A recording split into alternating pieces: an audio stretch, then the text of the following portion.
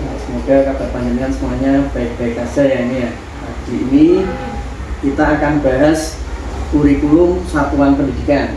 Nah, Bapak Ibu, sebenarnya kurikulum satuan pendidikan itu kan sudah kita buat dan sudah ditandatangani oleh Bu Kabid. Nah, kita bahas bareng-bareng kali ini tentang apa sih itu KSP yang sudah dibuat kita, isinya apa. Nah, di sini penanggung jawabnya adalah Bu Dekaro. Nanti kita bahas bareng-bareng dari satu halaman ke halaman yang lain, dan yang ingin panjenengan tanyakan nanti bisa langsung berjalan gitu. Untuk Bu Dewi nanti bisa memimpin, memandu. Teknisnya adalah panjenengan nanti per halaman ini kita bahas.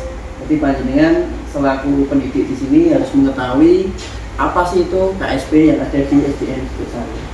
Pada Ibu Dewi dipersilakan. Terima kasih Bapak Hendi selaku Kepala Sekolah SD Negeri Bukit Sari.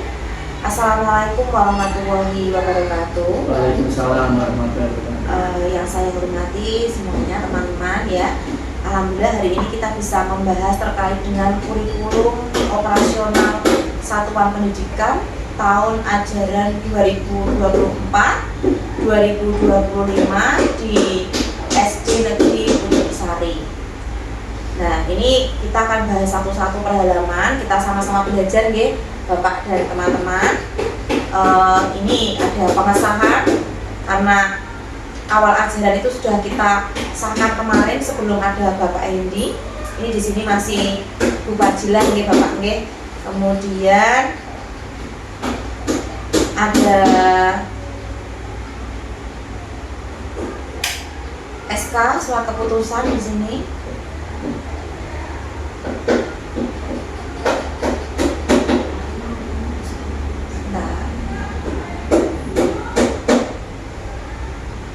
Nah, di sini ada memutuskannya itu ada beberapa pasal nih Bapak Ibu nggih. Memutuskan kurikulum sekolah dasar yang digunakan di SD Negeri Bukit Sari tahun ajaran 2024-2025 ini pasal 1 terkait dengan KSP di SD Negeri Bukit Sari, kemudian ditetapkan oleh Bukit Sari di tahun ajaran 2024-2025. Kemudian pasal 2 terkait dengan SD Bukit Sari dalam menggunakan kurikulum merdeka. Kemudian yang kedua, SD Negeri Bukit Sari pada ayat 1 diberlakukan secara serentak untuk semua kelas di sekolah dasar terkait dengan kurikulum merdeka di kelas 1 sampai kelas 6. Kemudian pasal 3 ini kurikulum SD Negeri Bukit Sari disusun berdasarkan standar nasional pendidikan atau SMP, SKL, standar isi, standar proses, standar penilaian, capaian pembelajaran, dimensi dan elemen profil pelajar Pancasila sesuai dengan panduan pengembangan kurikulum di satuan pendidikan. Gimana Bapak? Ini ada gitu. Baik Bapak, Ibu, langsung ini di dalam ini ada tentang terkait dengan tim pengembang kurikulum. Terus kan tim pengembang kurikulum diantaranya ini ada beberapa susunannya, ini Bapak Ibu ya. Nah, susunan tim pengembang kurikulum SD Negeri 1 Bukit Sari.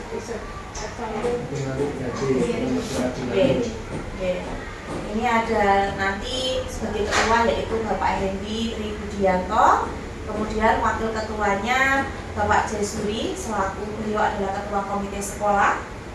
Kemudian anggotanya ini ada Bu Tinawaro, kemudian ada Bu Eka Sri Mingurwati, kemudian ada Sunami, ada Bapak Mudianto dan Ibu Dina, kemudian ada Bu Dewi, kemudian Bu Evi, Pak Ade, Bu Reni. Kami tambahkan juga di sini ada Bapak Suseno Edi selaku Bapak Pengawas Sekolah, kemudian ada Ibu Hajar Nurul Hikmah, tokoh di masyarakat sekitar SD Negeri Bukit Sari. Nah, berarti ini dari tim pengembang sekolah ini semuanya berperan gitu Bapak Ibu nih. Semua Bapak Ibu gerak kelas maupun Bapak Guru ini berperan di dalam tim pengembang kurikulum di SD Negeri Bukit Sari. Kemudian ini yang paling penting Bapak Ibu.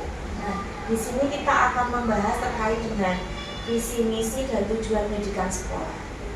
Di SD Negeri Pucuk Sari, visi kita yaitu terwujudnya peserta didik yang beriman dan takwa, berprestasi, terampil, berbudi pekerti luhur, mandiri dan berwawasan lingkungan. Nanti ini kita bisa melaksanakan di ajaran ini, tapi seandainya kok nanti ada beberapa yang harus kita tambahkan ataupun kita kurangi, nanti kita bahas bersama. Kemudian misinya kita itu mewujudkan siswa yang taat ibadah, kemudian mewujudkan karakter peserta didik yang berbudi pekerti luhur, yang ketiga membangun kreativitas dalam berkarya, melatih kemandirian, meningkatkan prestasi akademik dan non-akademik, membiasakan lingkungan yang bersih, nyaman, indah, dan sehat. Kemarin ada tambahannya sebetulnya terkait dengan literasi dan numerasi, karena di awal kita sudah menggunakan kurikulum merdeka dari kelas 1 sampai kelas 6. Nah, nanti visi-misi terkait dengan numerasi dan literasi juga berhubungan karena kita di kelas 5 adanya ANBK ya Bapak Ibu. Kemudian tujuan sekolah, tujuan pendidikan dasar adalah meletakkan dasar kecerdasan pengetahuan, kepribadian, akhlak mulia, serta keterampilan hidup mandiri dan dapat mengikuti pendidikan lebih lanjut. Nah ini ya visi misi dan tujuan sekolah itu tahunnya itu sama, tapi nanti kita bisa dengan adanya pelaksanaan kemudian evaluasi kita bisa merefleksi untuk visi misi dan tujuan sekolah Bapak Ibu. Dan Bapak Ibu di tujuan sekolah ini ada tujuan jangka menengah dan tujuan jangka panjang. Ya, nah ini ada tujuan tahunan juga di sini. Mbak. Seperti itu. Nah, kemudian di halaman berikutnya ada strategi ya. Kalau kita ada visi, misi, tujuan, pastinya kita juga punya strategi bagaimana kita mewujudkan visi, misi dan tujuan di SD Negeri Pucuk Sari. Nah ini beberapa sudah dijabarkan tujuan pencapaian dari visi misi. Bapak Ibu, saya bacakan secara singkat saja nggih Bapak Ibu nggih. Menyusun tim analisis rapot pendidikan dan pengembangan kurikulum. Nah ini penting sekali Bapak Ibu, dengan kita mengikuti kurikulum merdeka, pastinya kita dasarnya adalah dari rapot pendidikan. Dari rapot pendidikan ini akan menyusun di poin 2, 3, 4, dan 5 Pak Ibu, termasuk. Nah ini penting juga menyusun RKAS, rencana kegiatan dan anggaran sekolah. Di sini ada terkait dengan intrakurikuler, berarti pembelajaran akademik. Oke Bapak Ibu ya. Nah di kelas 1, nah jumlah dari alokasinya per tahun, per minggu, kemudian ditambahkan dari P5 isi dari KSP itu apa saja. Ya, tadi kan dari awal sudah ada beberapa SK, ya SK surat keputusan, kemudian ada tim pengembang sekolah. Nah, yang namanya tim pengembang sekolah itu tidak hanya leadership yaitu kepala sekolah saja Bapak Ibu, tapi kita sebagai guru kelas, karena kita ada di SD, guru kelas pun dari kelas 1 sampai kelas 6 itu berperan. Kemudian ditambah dengan Bapak Ibu guru mapel yang ada di SD Negeri Pucuk Sari. Nah, selanjutnya di situ ada visi misi sekolah dan tujuan sekolah. Tanpa visi misi dan tujuan sekolah kita tidak punya arah. Itu ingin Bapak Ibu nggih. Kemudian di situ setelah ada visi misi dan tujuan sekolah, ada strategi bagaimana kita mewujudkan visi misi dan tujuan sekolah. Nah, kemudian kalau sudah ada itu semua dari strategi, kita butuh pengembangan apa saja yang dikembangkan di sekolah kita berdasarkan rapot pendidikan. Karena kita sudah masuk di dalam kurikulum merdeka yang berdasarkan rapot pendidikan yang ada di sistem gitu ya. Nah, setelah ada rapot pendidikan, kita bisa membuat rangkaian kegiatan untuk mewujudkan visi dan misi. Nah, pentingnya adalah kita harus ada anggaran Bapak Ibu. Kalau tidak ada anggaran, pastinya kita tidak bisa menjalankan semua kegiatan visi misi dan tujuan sekolah yang berdampak pada murid saat ini. ya, yang berdampak pada murid dan berpihak pada murid. Lanjut Mbak. Nah di sini kan ada tujuan visi misi sekolah itu kan ada tujuan menengah, ada tujuan tahunan, gitu ya. So, kalau dilihat dari jangkanya itu ya jangka pendek, jangka menengah, jangka panjang. Jadi kita punya program-program yang berpihak pada murid. Lanjut, di sini juga ada pendekatan terkait dengan mata pelajaran. Tadi visi misi kita kan mengembangkan kemampuan akademik maupun non akademik. Kalau terkait dengan jam mengajar dari mapel per kelas itu sudah ada di Permen Dikbudristek nomor 12 tahun 2024 yang terbaru nih Bapak Ibu. Ini lanjut aja Mbak Eni. Nanti kita perbaiki, ini kan masih yang lama.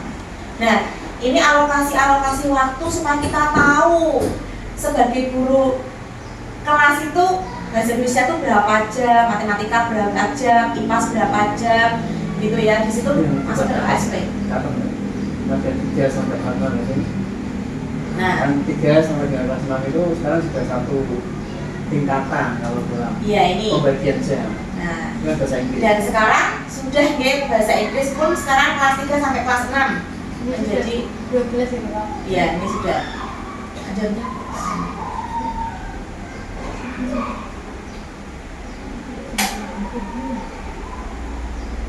Nah, kemudian ada sistem pembelajaran blok 1 lengkap slide ASP itu ternyata isinya lengkap ya Bapak Ibu kalau kita pelajari ya. Itu kuncinya ya Bapak Ibu. Nah, ini ada sistem tradisional, sistem blok, pengaturan jadwal pelajaran. Saya sambil evaluasi ya Pak. Disuntik nggak Pak? Sistem blok itu gini loh. Misalnya panjenengan ngajar itu boleh mundur, boleh maju. Mengajar ke perkalian, tapi anak-anak belum bisa penambahan. Jadi jangan mundur, ajari dulu anak-anak penambahan. Dan boleh jam dalam 1 minggu itu matematika semuanya boleh. Itu namanya mundur. Blok, namanya blok.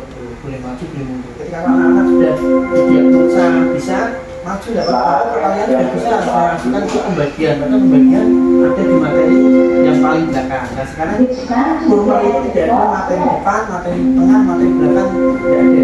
Yang belakang yang digawe ngarep boleh, yang tengahnya digawe buri boleh. Itu tergantung keterbedaan anak atau diferensi anak. Dan start keberangkatan anak itu beda-beda. Sama tarik itu masih iso tambahan, sama sembung itu biasanya dari bisa satu. Iya, terus blok seperti itu maksudnya. Ya kalau tradisional ya seperti kita kayak biasanya ya Bapak Ibu, masih tradisional, tapi sistem blok sudah dari Bapak, kemudian pengaturan jadwal. Nah nanti ini Bapak Ibu kelas tidak hanya tim kurikulum saja ini yang tahu terkait dengan alokasi waktu dalam pembuatan jadwal pelajaran. Jenengan juga harus bisa juga begitu, sama-sama kita bisa semuanya. Ini jadwal sudah sama. Ini baru sudah sama ini. Ini yang baru ya Bapak, yang dicetak sama. Di P5 di SD Negeri Bukit Sari itu kita memilih 2 dari 5 pilihan tema Bapak Ibu, yaitu terkait dengan kearifan lokal dan kewirausahaan. Nah ini kan rencananya kita tetap walaupun kita pilih 2 per semester, nanti gebrakannya waktu di semester 2 yaitu sebelum penerimaan rapot ataupun ketika sudah selesai asesmen ataupun sebelum asesmen ya itu. Terus lagi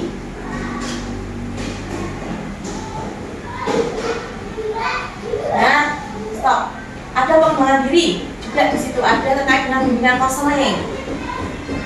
Karena di SD kita itu kan karena SD tidak ada guru BK nih Bapak Ibu.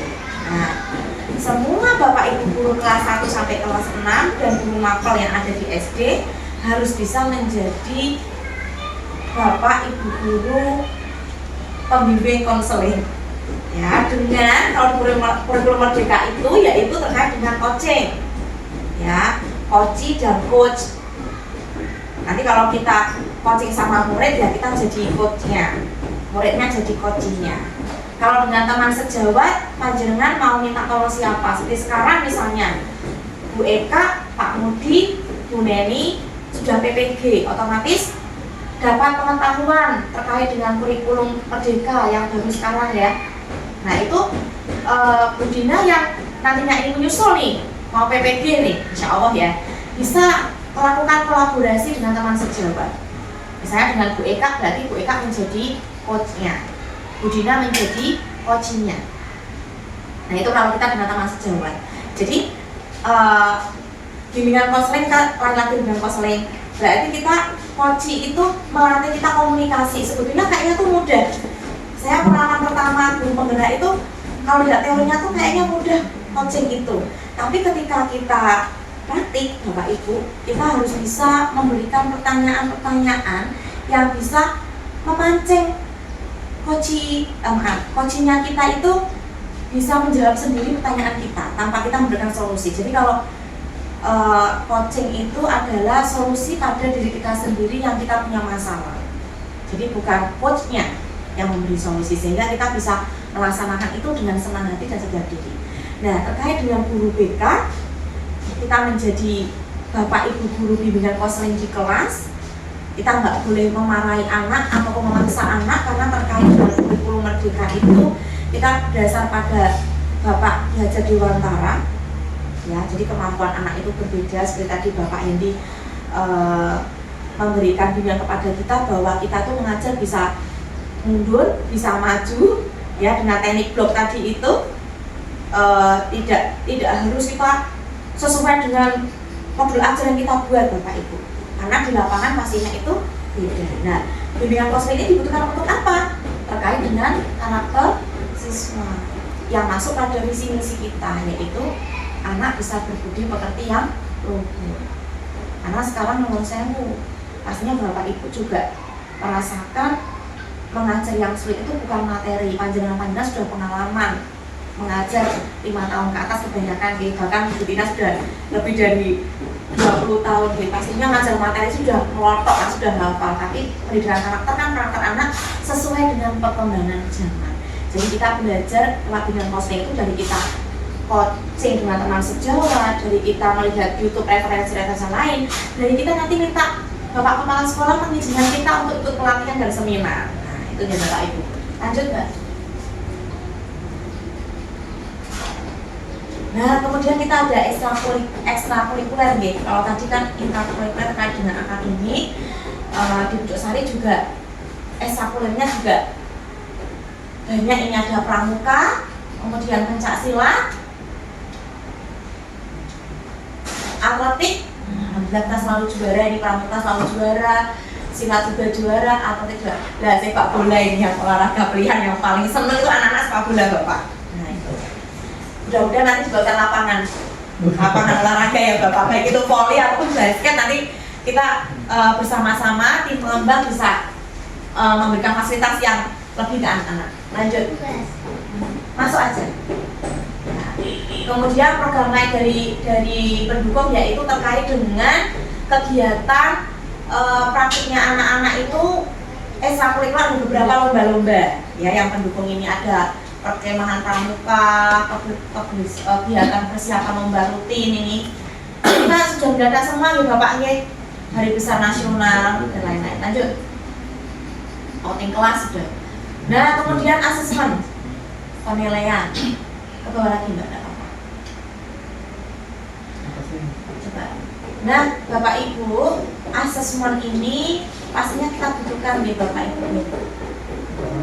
Asesmen penilaian di dalam penilaian intrakurikuler, berarti dalam segi akademik itu ada asesmen formatif, asesmen sumatif, ya. Nah, di sini asesmen formatif itu berarti kita pada saat pelaksanaan mengajar di dalam kelas, ya. Dari soal-soal latihan itu Bapak Ibu termasuk formatif, dari kita memberikan pertanyaan alternatif juga termasuk formatif. Jadi pengetahuan siswa, gitu. Nah itu seperti itu. Kemudian ada asesmen sumatif. Jadi nanti kita di akhir semester. Pengertian juga kasih tahu Pak? Iya, dasarnya yang itu. Oke, penilaian itu adalah proses pengumpulan dan pengolahan informasi untuk mengetahui kebutuhan belajar dan capaian perkembangan atau hasil belajar peserta didik. Jadi penilaian ini adalah untuk mengetahui pencapaian perkembangan peserta didik yang diambil dari tujuan pembelajaran Bapak Ibu per masing-masing kelas. Nah, penilaian itu ada penilaian kognitif, psikomotorik, afektif Bapak Ibu.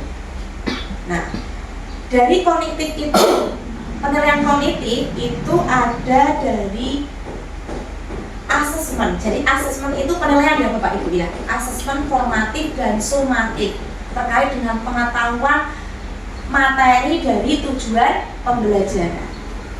Sedangkan penilaian asesmen afektif itu dari penilaian perilaku. Terkait dengan kemarin kita membuat PMM itu, yaitu kita banyak yang mengambil disiplin positif. Nah, ini masuk di dalam penilaian afektif atau asesmen afektif. Lebih condong kemana? Karena kita kurikulum merdeka, ada yang namanya itu adalah kesepakatan kelas yang dijalankan di kelas. Ya, bagaimana dia bertanggung jawab dengan kesepakatan kelas yang sudah dibuat Bapak Ibu. Ini termasuk di dalam penilaian atau asesmen afektif. Jadi kita melihat dari rubrik-rubrik itu Bapak Ibu. Dari kerjasama, tanggung jawab, mandiri, gotong royong, berdasarkan profil pelajar Pancasila. Nah, kemudian psikomotorik dari apa? Asesmen psikomotorik ini dari video Mbak ini Mbak. Yakin Mbak aku ngomong Mbak? Penilaian, enggak apa ya Pak ya? Asesmen psikomotorik itu dari apa? Wah, kita luar biasa di kurikulum kita sudah banyak semuanya. Dari P5 penguatan profil pelajar Pancasila itu dari praktik. Dari praktik apapun tugas terkait dengan proyek. Nah, proyek misalnya anak membuat mading. Nah, itu anak membuat alat peraga matematika dalam bentuk kubus. Nanti itu dipamerkan begitu terkait dengan P5. Itu ya terkait dengan asesmen ya. Kemudian kalau asesmen formatif sudah tahu ya Bapak Ibu ya, terkait dengan tugas-tugas, soal-soal, ada ulangan semester ya itu. Banyak Mbak. Kami gitu. Nambah aja. Itu garis bawah atau garis besarnya Kurmer itu adalah menciptakan anak menjadi pembelajar sepanjang hayat. Maksudnya apa? Jadi anak-anak itu menunjukkan niatan atau keinginan untuk belajar yang bagaimana, yang berkarakter dan sesuai perilaku nilai-nilai Pancasila yang diterapkan dalam P5. Jadi panjenengan itu menumbuhkan anak dan selalu belajar sepanjang hayat gitu, disitunya. Dengan kata lain apa? Berarti pembelajaran yang menyenangkan. Jadi jangan berpikir di sini anak kudu iso materi, tidak di situ nih, tidak hanya di situ, tapi lebih menekankan bagaimana anak menumbuhkan kesukaannya dalam belajar. Belajar itu kan tidak hanya di sekarang, tapi sampai jadi ada 3 poinnya. Yang satu, menjadikan anak pembelajar sepanjang hayat. Yang kedua, berkarakter. Yang ketiga adalah karakternya sesuai dengan perilaku P5 itu. 3 itu intinya Kurmer di situ. Jadi Kurmer itu kan fleksibel, terus bisa keterbiaan untuk siswa murid. Dari gitu. Nah, untuk mewujudkan penilaian asesmen itu tadi dari arahan dari Bapak terkait dengan kurikulum merdeka ya, yang menyenangkan Bapak Ibu ya, yang kesukaan anak. Kalau kita memberikan tugas ya, anak pengen buat apa? Ditanyain satu-satu, terserah kamu, yang penting buat tugas dan itu kamu suka dan itu sesuai dengan tujuan pembelajaran kita gitu ya. Lanjut. Nah, setelah sudah menilai nih Bapak Ibu ada asesmen, berarti kita butuh pengelolaan hasil asesmen penilaian. Berarti namanya apa ya itu ya Bapak Ibu? Kalau di SSL itu apa? Pengelolaan nilai. Masya Allah. Ada pengelolaan nilai. Apa lagi Mbak? Nah, ini contoh asesmen nih. Nah, kita mempunyai rubrik dari penilaian asesmen. Ada rubriknya. Rubriknya Mbak atas Mbak. Nanti kolom. Nah, untuk rubrik ini ada skor di Bapak Ibu 1 sampai 4. Dari yang kesulitan. Sebetulnya saya tuh kalau bahasa kesulitan tuh gimana ya Bapak ya, Pak Ban? Ada namanya apa ya? Pembimbingan. Nah, pembimbingan kesulitan itu berarti lebih menambahi untuk kita membimbing. Tapi nanti coba nanti bahasanya deh cari yang lebih. Tapi ini juga udah betul Bapak Ibu, maksudnya sekolah itu kesulitan anak paling dia belum bisa menyesuaikan begitu atau adaptasi dengan materi yang kita ajarkan tujuan pembelajarannya, kemudian dapat sudah bisa, sudah paham. Ya, kemudian sudah paham tapi masih sulit. Itu langsung hasil gitu. Bisa ya. Kemudian yang empat yang sempurna langsung bisa. alat ukur aja, alat ukur. Jadi kan anak bagaimana dengan alat ukur itu? Anak kelompok 1, kelompok 2, kelompok 3, kelompok 4. Jadi anak yang pertama itu maksudnya mau milih alat ukur lain kangelan. Nanti mengukur panjang malah ukur berat. Itu lebih spesifik dibaca contohnya. Biar nanti teman-teman intinya masuk rubrik itu seperti apa. Kan ada itu kan titik keberangkatan. Jadi dengan ketika rubriknya ke anak di 1, berarti dengan mundur lagi. Iya. Itu mundur seperti itu. Iya, ini berkaitan dengan tadi teknik blok itu ya Bapak ya. Gitu. Jadi yang belum bisa di kelompok 1 ini, di kelompok 2, 3 dan 4 gitu. Ini sambil gini nggak apa-apa ya? Nggak apa-apa juga. Nah, ke atas sedikit. Nah, kalau sudah pengolahan nilai itu kalau kuantitatif ya kita masuknya di dalam nilai rapor. Nilai rapor ya Bapak Ibu. Terkait dengan semua mapel yang kita ajarkan di kelas kita masing-masing. Kemudian bawahnya Mbak Teni. Ya. Tidak hanya ada angka kualitatif, tapi ada kualitatif yang tadi terkait dengan asesmen afektif atau asesmen dari perilaku sikap siswa. Sepertinya kalau di rapot itu sangat baik, itu ya, benar nggak sih Bapak Ibu? Kalau di rapot sangat baik, bisa menggunakan A, B itu, kemudian B itu kan Bapak ya. Nah, rentang nilai itu kembalikan ke sekolahan karena fleksibel. Misalnya A di sini misalnya 91 sampai 100, masing-masing sekolah tidak sama, tidak apa-apa, kan berdasarkan karakteristik sekolahnya masing-masing. Kemudian tadi kan pendidikan intrakurikuler, sekarang ekstrakurikuler. Nah, ini ekstrakurikuler ya sesuai dengan tujuan dari ekstra tadi, kemudian anak-anak mendapatkan nilai berapa di situ. Kemudian layanan inklusi.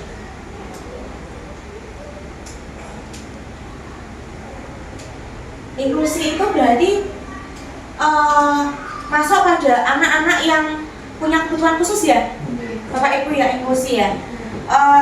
Kebutuhan khusus itu misalnya, mohon maaf ini anak yang tidak bisa menyesuaikan dengan temannya sesuai dengan umurnya, sesuai dengan pertumbuhannya dia normal begitu Bapak Ibu ya. Tapi kalau di SD Pojok Sari terkait dengan inklusi nggak begitu seperti itu. Cuma ada beberapa anak kita yang belum bisa adaptasi terkait membaca, ya, yang belum bisa membaca di kelas 3 atau kelas 5, bahkan ada yang belum lancar untuk membaca, itu butuh bimbingan khusus gitu. Tapi kalau inklusi ini kan untuk anak-anak yang tidak tumbuhnya tidak sesuai dengan usianya atau sama seperti normal seperti temannya. Karena kenapa kok ada tulisan inklusi itu sebetulnya itu kan, ini saya berapa salah ya Bapak Endi atau teman-teman ini, menurut saya pengetahuannya juga masih sama belajar. Kita tetap di sekolah manapun SD sekarang itu juga dibutuhkan untuk terkait dengan ilmu sekolah inklusi, tidak hanya di SLB. Gitu ya Bapak, kita juga harus bisa mengetahui inklusi di opo piye-piye gitu ya.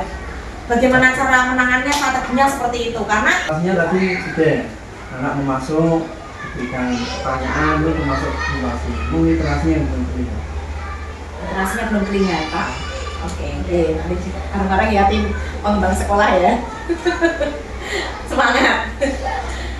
Nah ini tuh budaya baca yang dilakukan di sekolah SD kita Bapak Ibu. Nah, membangun lingkungan fisik kelas, perpustakaan dan lain-lain, membaca untuk kesenangan. Insya Allah nanti Bapak setelah gedung selesai Bapak, dan literasi walaupun belum selesai, sekarang mungkin tidak hanya numerasi hitung-hitungan seperti tadi Bunda Tina itu kan saya lihat 7 tambah 3 berapa misalnya gitu ya. Mungkin bisa Bapak Ibu kalau baca di anak rendah nanti bisa didodoke ini grup apa gitu ya Bu, mungkin ya Bu kalau kelas rendah ya. Kalau kelas kecil mungkin kita bisa bercerita kepada anak-anak ya Bapak ya, cerita pagi hari ini Ibu itu berangkat sekolah ada kejadian yang menarik ketika Ibu lihat. Apa sih anak-anak? Ibu melihat tadi ada seorang perempuan, ibu-ibu usianya 45 sedang mengayuh sepeda. Nah di belakangnya nih anak-anak, apa belakang itu apa namanya? Boncengan ya. Nah di boncengannya itu ada bentuk kotak itu isinya jajan-jajan. Berarti ibu itu sedang profesinya sedang apa? Misalnya, itu bisa dengan bercerita apa yang kita lihat ataupun cerita kabar dan lain-lain. Mungkin kita bisa ambil amanah dari cerita itu, karena posisinya kita berdiri di depan kelas ya, nggak bisa lama. Jadi kita amanah dari tadi ibu bercerita apa ya, nah itu bisa masuk dalam literasi. Ini contoh kecil aja ya Pak Andi ya, gitu ya. Nanti bisa kita katakan di anak-anak waktu pagi hari. Bapak Ibu terkait dengan kalender pendidikan itu fungsinya digunakan adalah kegiatan-kegiatan sekolah pada saat hari aktif ya Bapak Ibu ya, dan kegiatan-kegiatan sesuai dengan program sekolah yang berpihak pada murid kita ambil di tanggal berapa dan kapan kita libur dan tanggal merah itu kan terkait kalender pendidikan. Terus ini program dari per bulan. Nah dari Juli, Agustus,